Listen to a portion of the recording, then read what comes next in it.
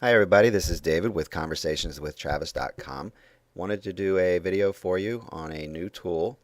It actually was released last month, I believe, called the Google Wonderwheel. Now I didn't bring it to you right away because you actually have a tool that's very similar for keyword research, and that was the keyword map that's in the training series. We go over that pretty in depth, and you can find that tool in the tools and resource sections under KW map. And basically all that does is we use a very broad search term like dog training.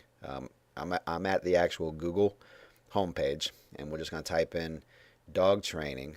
Okay.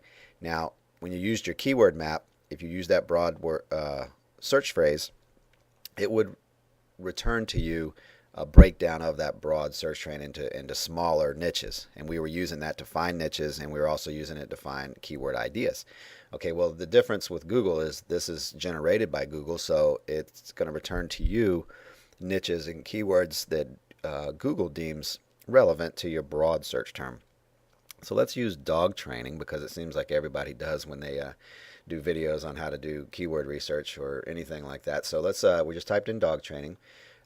You would do a normal Google search, but when you get over here and you're underneath the logo, you'll see show options. So we're going to click on show options, and we're going to scroll down. We're looking for Wonderwheel. Okay, right there. Now the Wonderwheel will basically give you the results over here on the right. Okay, and in the middle on this hub is our main keyword phrase, and you can see that it branches out and gives you different relevant words, relevant keyword phrases to the actual main key phrase of dog training, which is pretty cool.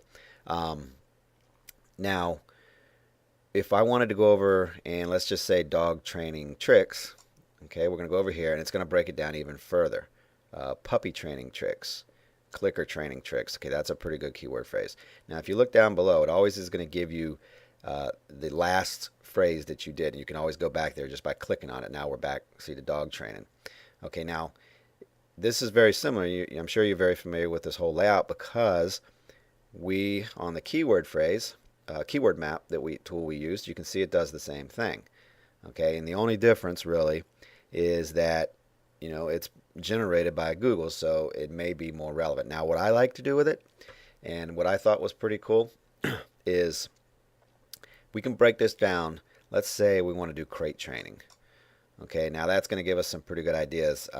Potty training puppies, crate training whining. Okay, now there's probably a very passionate problem that people have. They don't want their dog to go to the bathroom all over the carpet, so they put the dog in the crate, and they're trying to teach that dog that you don't want to go to the bathroom. You want to go to a different area to go to the bathroom. But most of those puppies whine. So here's an area, some information on how we can address the whining. Okay, new puppy whining, puppy crate training whining. Now, when we write, let's say we like this keyword phrase here, and we did our research and we found out that there was actual searches for it, but there wasn't a whole lot of pages optimized as the results. So let's say we're going to design a Squidoo lens or an article around this title. Now, what I would do, and what I really think Google's moving towards, and there's some debate on this, but I'm just going by what my experiences are, is with the latent semantic indexing. And now we covered that very in depth in the course.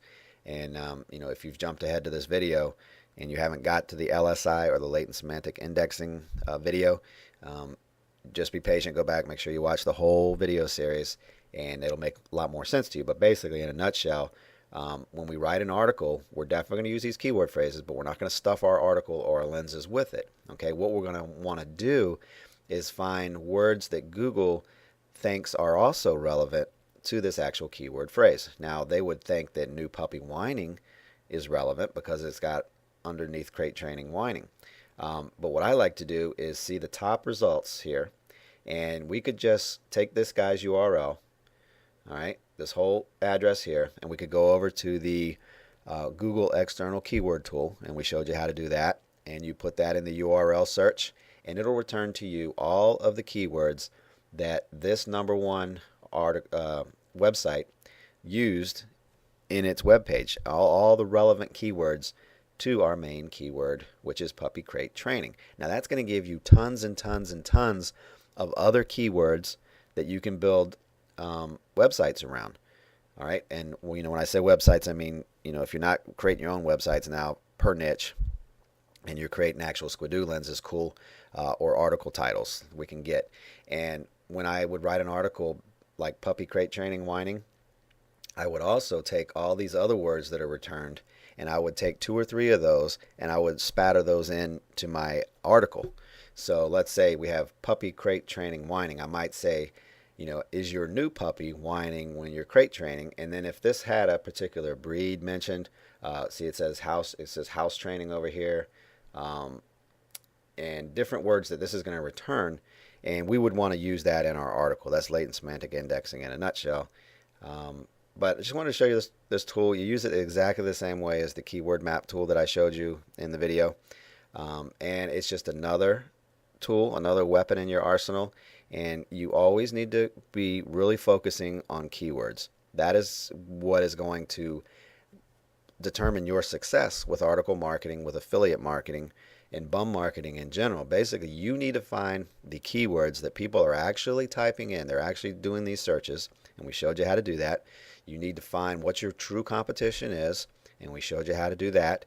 And then when you write your article, you need to be different than the competition. Basically, you use your keyword phrase, but you're also using latent semantic indexing. You're using other words within that article that relate to your main keyword phrase. And Google, in my opinion, in my experience, is rating those types of articles higher than ones that would just use strictly the keyword phrase alone, especially if that keyword phrase has been stuffed into that article or onto that squidoo lens. Okay, they're trying to bring back the most relevant content that a searcher is looking for.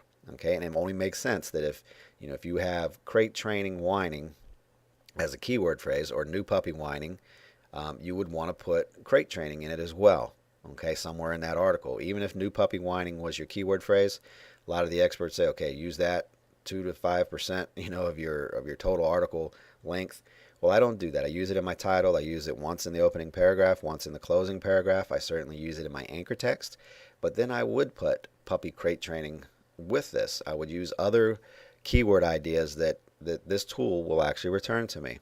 And that's going to make my article different. It's going to make it unique. It's going to add more content, more value. People are more willing to, probably likely to take it and publish it on their own sites because it has, it's not just an article written as a sales piece with a keyword stuffed garbage.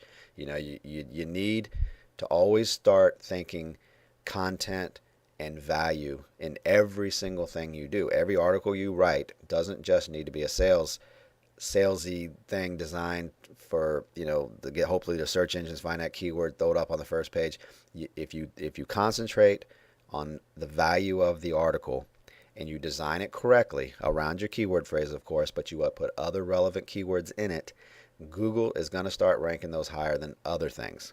I know that's where they're headed, and that's going to be our advantage when we start learning how to do that. Okay, and I show you several examples of that in the course. So hopefully, if you're not fully getting what I'm saying, go back and go over the course again. It's in full detail. Believe me, I think I beat that horse to death on LSI.